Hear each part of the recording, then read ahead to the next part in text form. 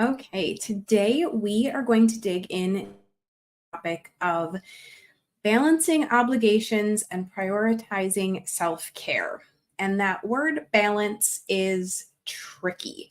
It is something that I feel like we are all trying to achieve, but it feels like it's kind of just outside of our reach, or maybe we don't really know how to get there. And if you've heard me talk at all about balance in the past, really balance to me is where the time we're spending on ourselves, the time we're spending with our families, our friends, our hobbies, the time we're spending working, the time we're spending resting, that feels good to us. Now, certain times in our lives are going to take us to some of those areas a little bit deeper, and we won't have as much space or energy or time to spend in the other areas. And that's okay, as long as we don't go down the rabbit hole and end up spending all of our energy, our effort, our time, our resources on just one thing and not giving attention to anything else. I hope that that makes a little bit of sense. So, when I consider balancing our obligations and prioritizing our self care, for most of us, our obligations are those responsibilities that we have: our household, our work, um, extracurricular type things that maybe our children are involved in, that kind of stuff. One of the things we don't consider an obligation, or we don't often consider a priority, is taking care of ourselves. And those things are moving our bodies, eating well, drinking enough water, resting, taking time for fun, for creativity, for things we enjoy, for spending time with people that we care about. All of those things can be forms of self-care. So I want you to think about what self-care looks like to you. And self-care, really, to make it very simple, is doing something that makes you feel good.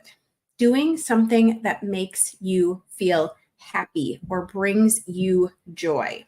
Okay? So that looks different for all of us. For some people, running 5 miles in the morning makes them happy. For others, that sounds overwhelming and stressful. They maybe would like to spend some time at the gym, or going for a more leisurely walk, or reading and doing some meditation.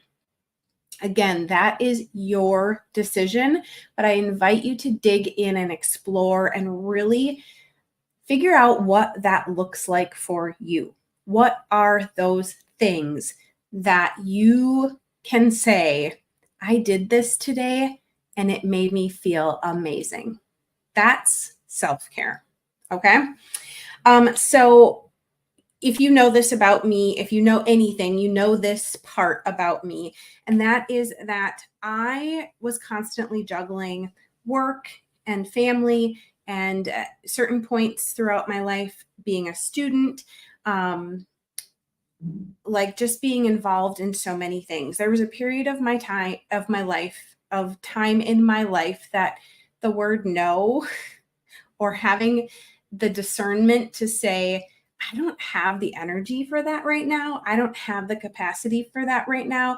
Like that, it was non-existent. I just said yes to everything. Like, yep, I can do it. I can do it. I got this. Well, it did not occur to me that I couldn't handle it until I realized I was at the bottom of my own to-do list all the time, like not even on my to-do list. So it was time for a change. And for a lot of us, we get to that point where we're like, okay, something has to change because I can't do this anymore. I can't do this anymore. So that is why I am spending this time, why I am emphasizing the importance of self-care and defining what that looks like for you.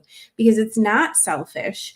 It's not a oh, if I have time, because in reality, we never will. It is necessary. Self care is necessary. When we take care of ourselves, we become better equipped to handle the challenges that life throws at us. We can handle getting over those hurdles. We can work through those obstacles because we are taking care of ourselves. We're not under constant stress. We're not making decisions and taking action out of a place of overwhelm. That makes such a big difference. So you might be thinking, okay, like how do I do this? Right? Like where do I start? And I'm going to say that it's not always easy. It does take patience, it does take persistence. But with some of the things that you're learning, some of the stuff that we are spending time talking about, it's easier over time. So, 3 things that I want to touch on today. This should be no surprise to you: mindfulness, meditation, and mindful task management. So, we're going to start with mindfulness. Mindfulness is a mental state characterized by being fully present and engaged in the moment, so right now, without judgment. We're not putting anything on this except being right here. It involves paying deliberate attention to your thoughts, your feelings, and your surroundings. And when I consider mindfulness, I ask these 3 questions. What am I doing? Why am I doing it? How does it make me feel? What am I doing? Why am I doing it? How does it make me feel? That is where we can be more observant of what's happening to us in our lives right now, in this moment, and then decide if it's something that we enjoy, something that drags us down, something that lifts us up, something that holds us back. How do we feel about this? Okay. So mindfulness can be very powerful. And considering how it works, we're just going to touch on a couple of things.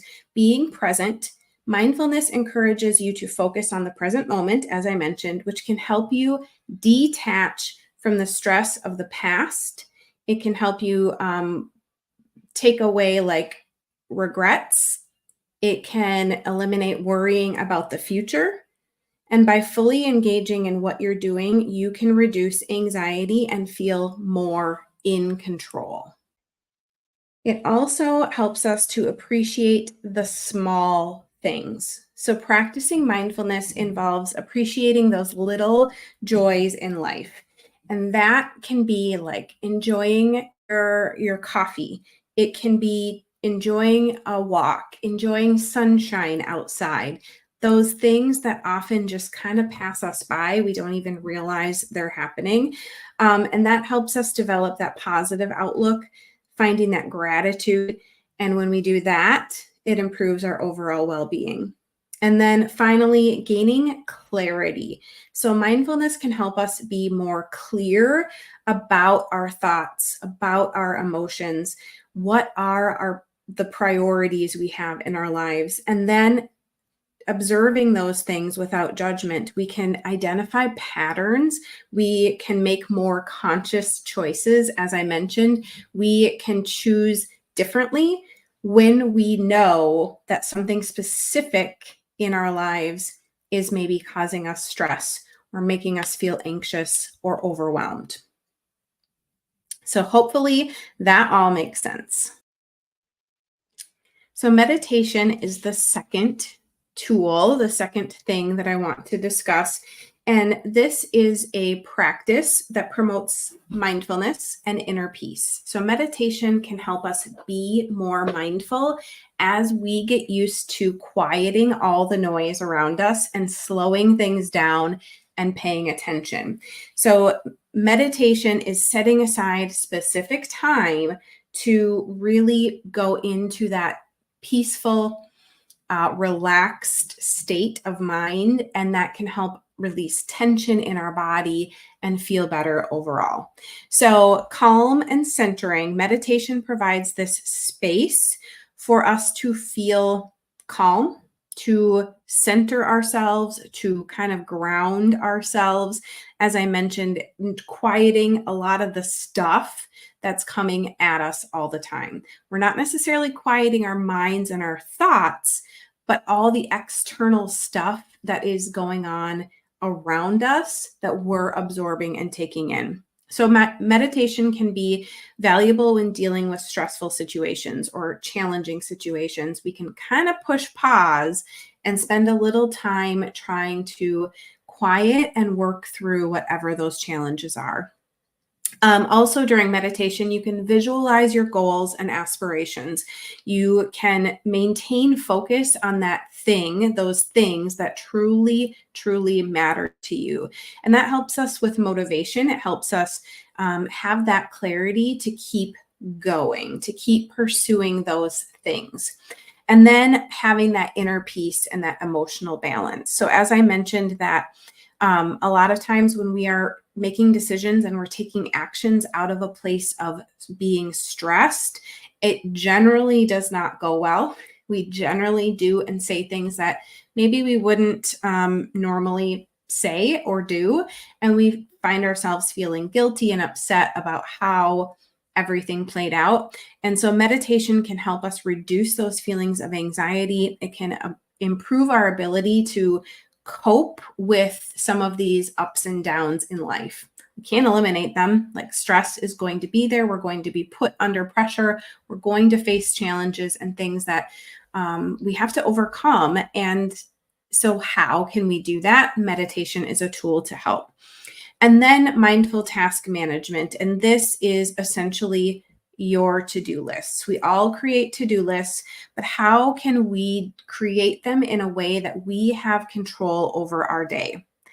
I always say, like, there's this idea of not preparing and not prioritizing lets other people hijack our day. It lets other people hijack our energy, our time, all of our resources that we have when we don't have a plan and we don't have boundaries. So mindful task management helps us take thoughtful and creating a deliberate approach to organizing and prioritizing our daily activities. So putting those most important things on top and allowing enough time to complete them. And those top things should include that self-care, that space for the things that you have said that you enjoy. So let's look at what we can do here a little bit. So as I mentioned, prioritizing self-care, consciously scheduling time for those activities, whether it's exercise, relaxation, hobbies, time with people you love. Like, look at that as just as important as showing up for work, just as important as an appointment you made with your doctor. This is how you avoid neglecting your well-being, because if we do not schedule it, for most of us, it doesn't happen. So putting that on your agenda. This self-care, these activities that we're talking about, helps prevent burnout, helps us improve life, helps us avoid getting to that breaking point of I can't do it anymore. Okay. Time management. And again, here, if you've heard me talk before, time management really is task management. So what do you have to do? How much time do you have to do it? When do you have to have it completed by? And breaking it down into manageable pieces so that you can accomplish it. Look at identifying those most important tasks and allocate your time and your energy accordingly so that you can keep yourself productive, motivated, and reduce the stress that comes with some of these deadlines or pressures of finishing things. And then we're going to kind of jump back to that balancing obligations. So when you spend time mindfully with your to-do list, you can create a little bit of balance between your work, between your family, between your self-care and personal activities, because you will have boundaries around prioritizing those things and knowing what you have space for. So that helps us from getting stretched too thin. As I mentioned back at the beginning of this, I was a person who said yes, like all the time.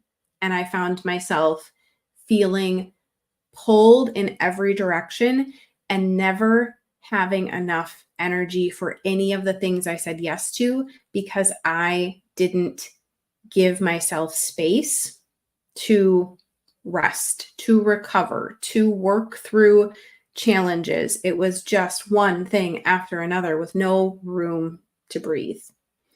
So, all of this to say that you deserve to be at the top of your to do list. And if you'd like to say that out loud to yourself, I invite you to do so. I deserve to be at the top of my to do list. Use mindfulness, use meditation, use managing your tasks, your to do list to find that balance between these things, to create space for your well being. So, if you have any questions, feel free to reach out to me. I invite you to make self care a priority.